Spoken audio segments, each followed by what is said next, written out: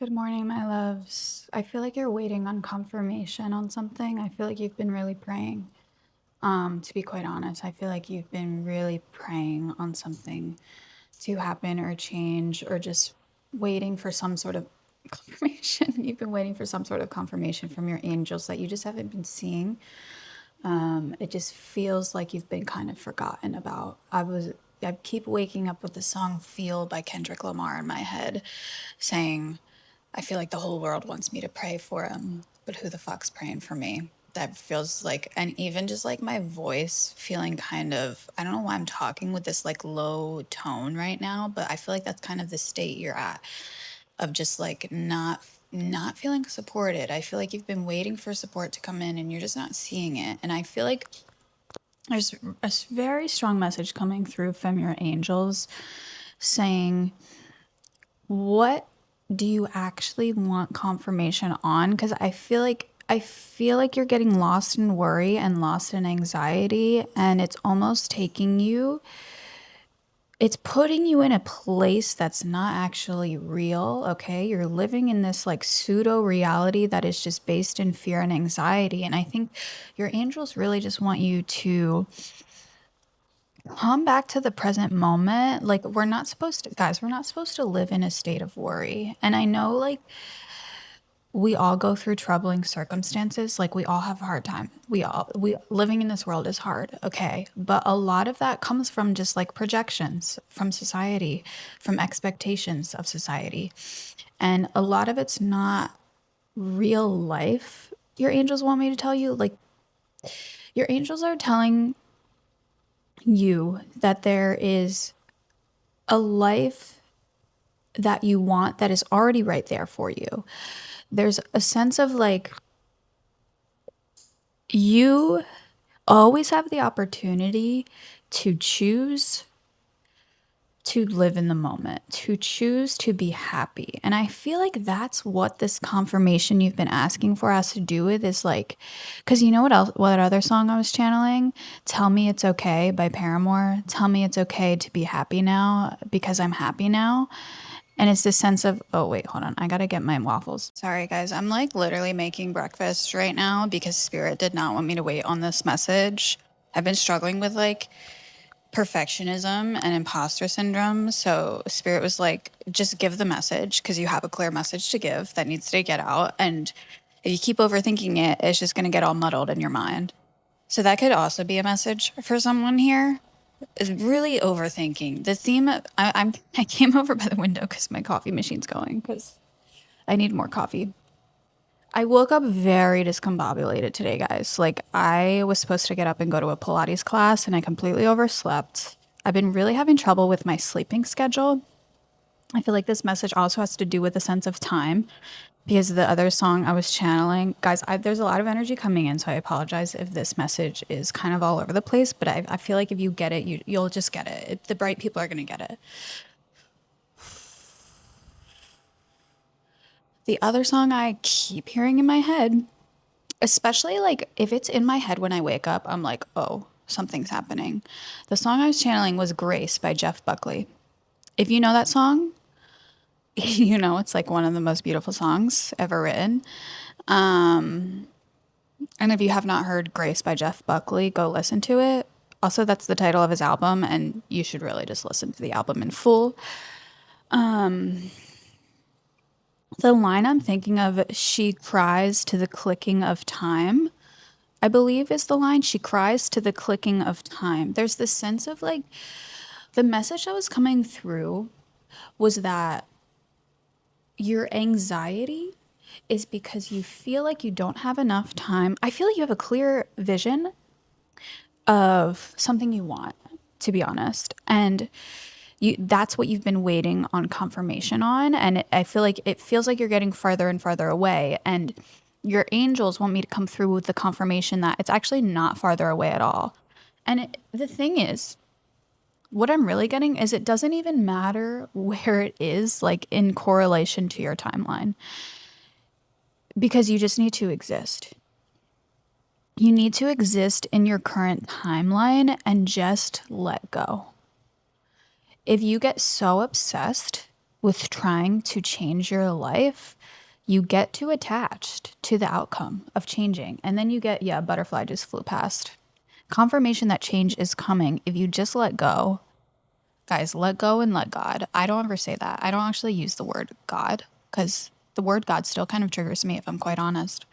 I also, side note, I it's not that I'm really afraid of the word God. The thing with God is that I don't want people to feel alienated by my messages. I really want these messages to feel accessible to everyone.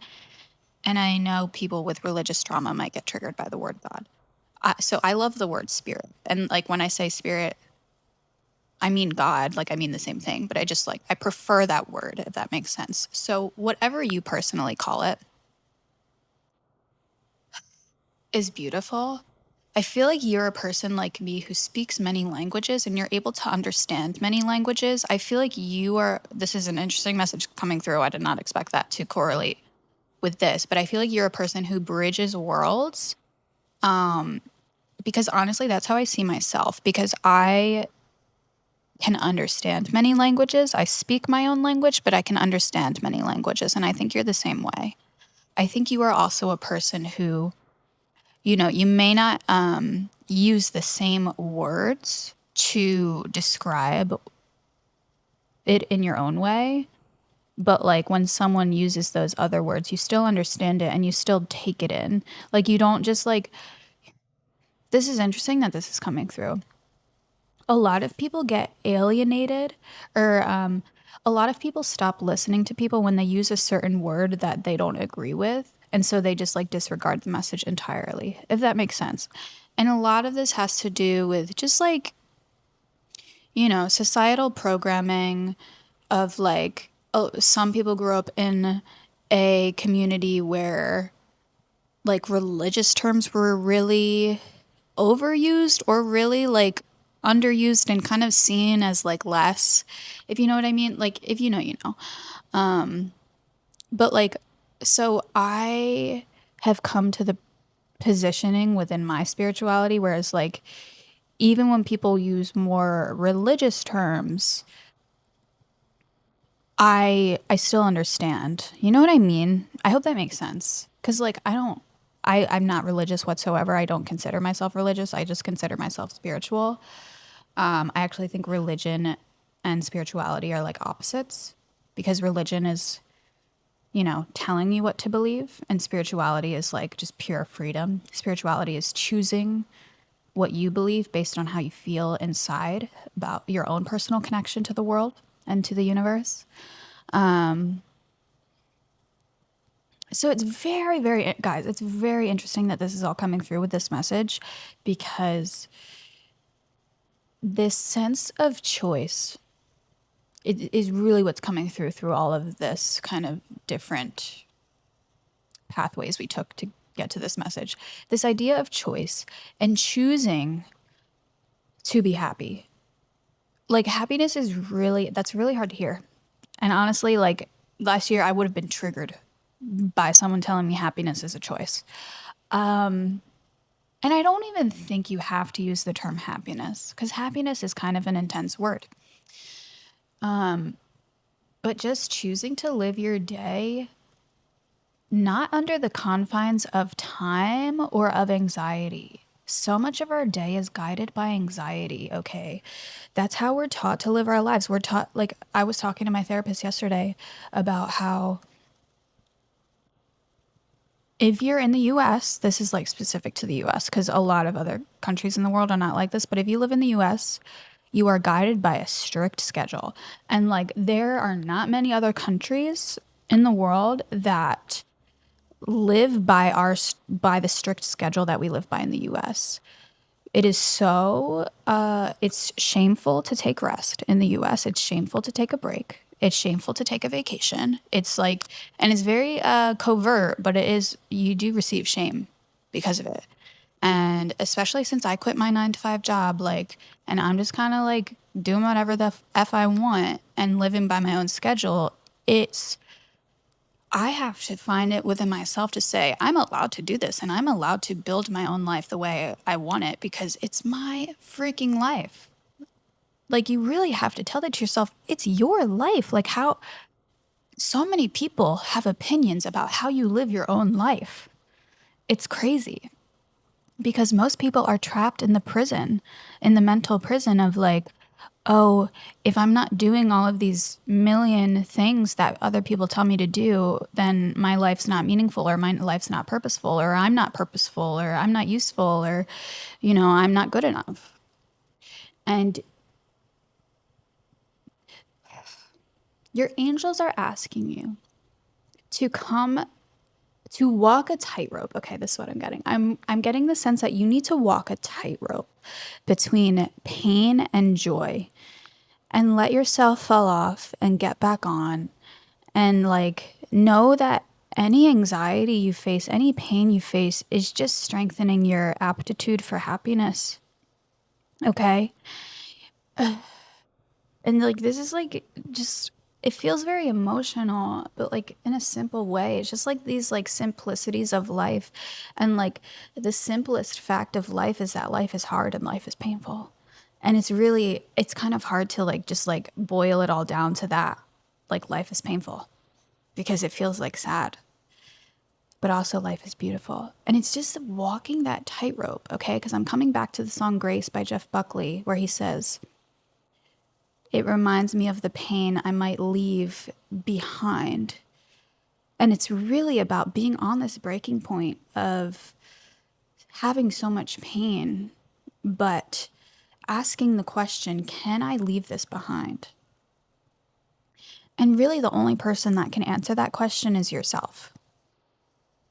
Because the issue with pain is that it's not actually the pain stopping you from experiencing anything else. It's not actually the pain stopping you from experiencing joy and happiness and love.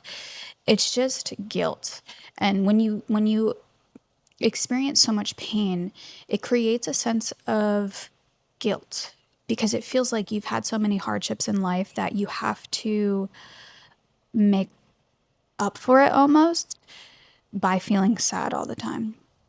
Right? Because the pain wants a place to go. The pain like wants to make a home in you. The pain wants to make a home in your emotional system. And so you only know how to do that by turning it into sadness because the pain is sad. But again, it's that tightrope of, yeah, the pain is sad, but maybe the pain is also joy. Maybe the pain is also love. Maybe pain can all be boiled down to love. And maybe that's all pain is just love. Maybe that's why it's so painful, because you have so much love, right? And so how can you boil your pain down to love? And it's not shaming yourself out of the sadness. It's not guilting yourself and saying, I shouldn't be sad.